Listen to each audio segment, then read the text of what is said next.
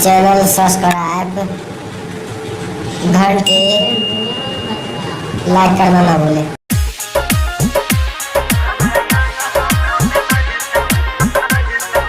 Music by Ambe recording studio Delhi. DJ Vikas Matiyar Kala Sitamarhi.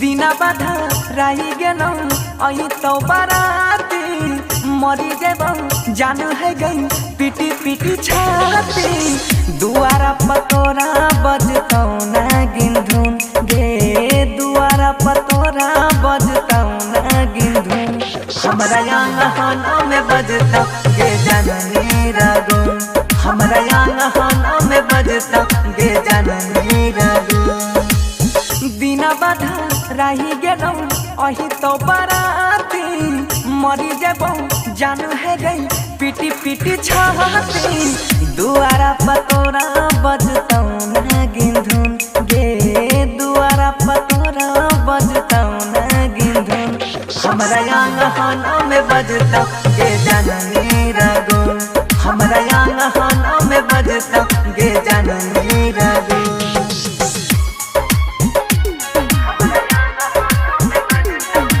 DJ Vikas Matiyar Kala Sitamarhi. Ambe recording studio Delhi. खुश रही है जान करी है नहीं अफसोस गे गलती तोहर नहीं छौ तक देरी के छै दोष गे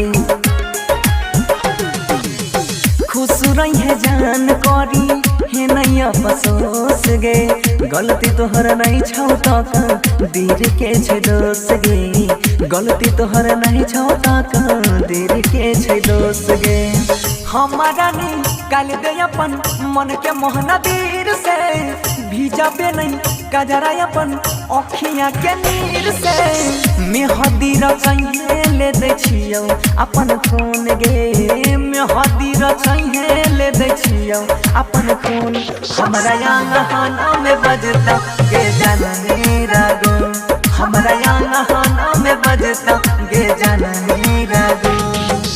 डीजे विकास मटियार कला सीतामढ़ी।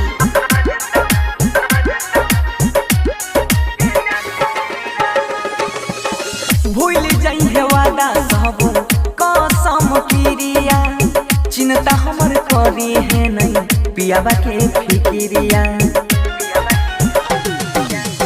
भूल जाइए वादा कसम खाइल सब क्रिया चिंता हमर करी है नहीं पियाबा के फिक्रिया चिंता हमर करी है नहीं पियाबा के फिक्रिया यहाँ मर आयुष के बैस जाइए घर गे महरियो के तोहरे राह तो बंसी धर गे बगिया हमर होई गेलै आज सुन बगिया हमर होई गेलै आज सुन हमरा आंगन में बजतौ गे जननी रागुन हमरा आंगन में बजतौ गे जननी रागुन बिना बाधा रही गेलौ अही तो बाराती मरी जेबौ जानू है गई पीटी पीटी छाती दुआरा पतोरा बजतौ ना गिंधुन गे दुआरा पतोरा बजतौ